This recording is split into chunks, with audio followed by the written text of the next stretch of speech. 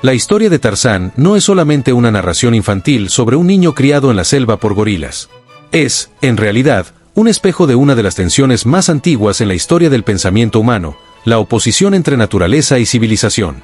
La película de Disney de 1999, aunque disfrazada de aventura, plantea preguntas profundas sobre quiénes somos, a qué mundo pertenecemos y qué significa progresar. Desde el inicio, Tarzán representa la paradoja del hombre entre dos mundos. Por nacimiento pertenece a la humanidad, pero por crianza se forma en la selva.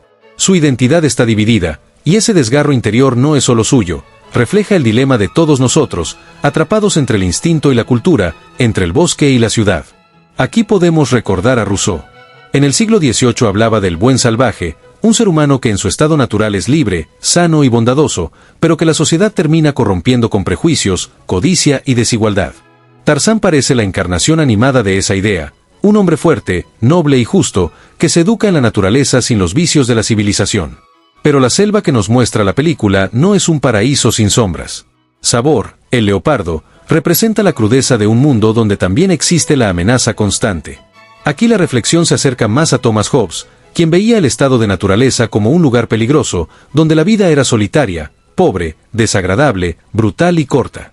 Tarzán, en su niñez, debe aprender a sobrevivir, a pelear, a defender a su manada.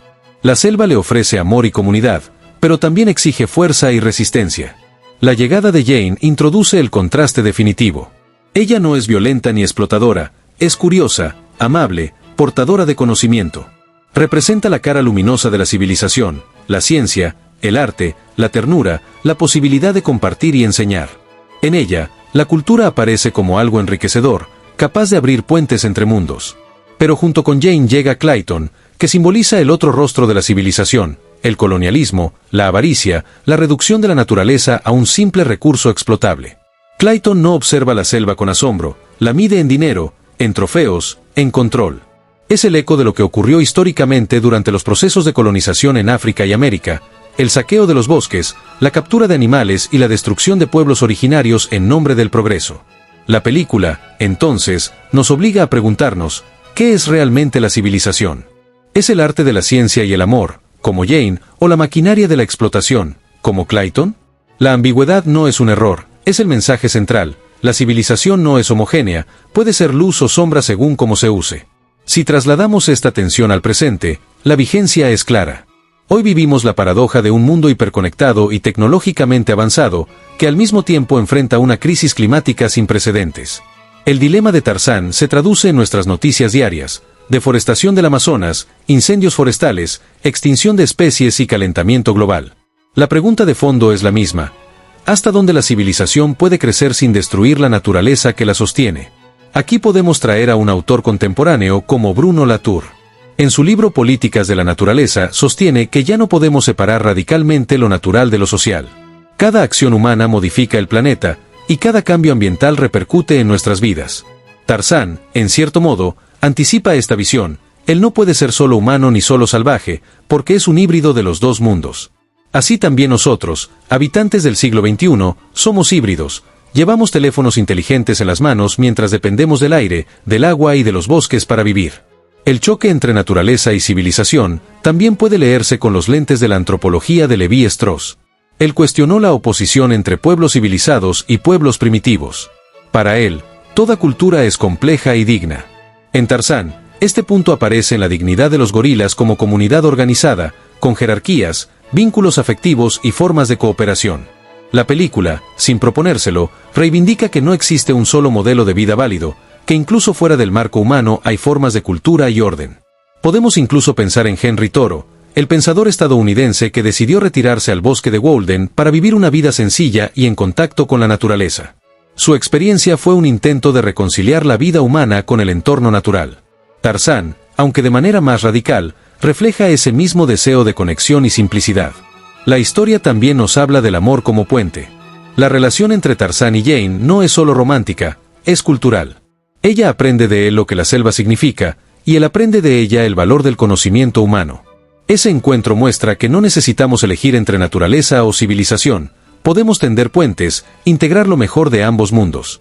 El final, cuando Jane decide quedarse en la selva, simboliza esa síntesis, no renuncia a su identidad, pero reconoce que también puede ser parte de otro modo de vida. Si traemos esto a nuestros días, vemos paralelismos evidentes. Muchas comunidades indígenas luchan por preservar sus territorios frente al avance de la industrialización. Ellas, como Tarzán, defienden un equilibrio vital que la lógica civilizatoria pone en riesgo.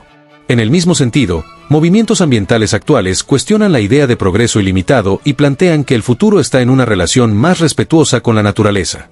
Tarzán es, en este aspecto, un relato profético. Advierte que si seguimos el camino de Clayton, no quedará selva ni familia que proteger.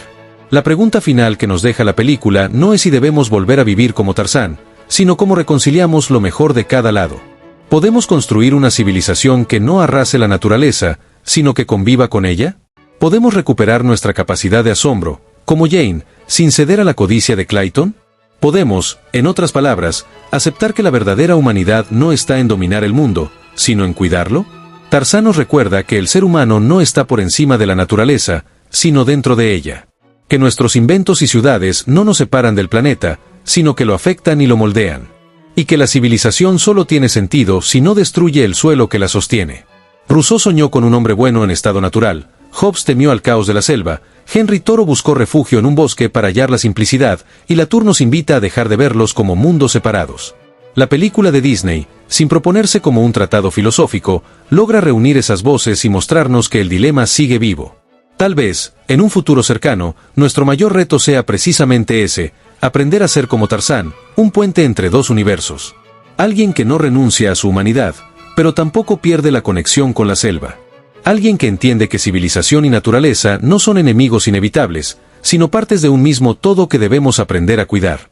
Y ahora la pregunta es para ti, ¿crees que todavía es posible encontrar ese equilibrio, o ya hemos dejado que Clayton gane demasiado terreno? Si te gustó este análisis, dale like, comparte este video y suscríbete para seguir explorando juntos las historias que esconden grandes preguntas sobre nuestra vida y nuestro mundo.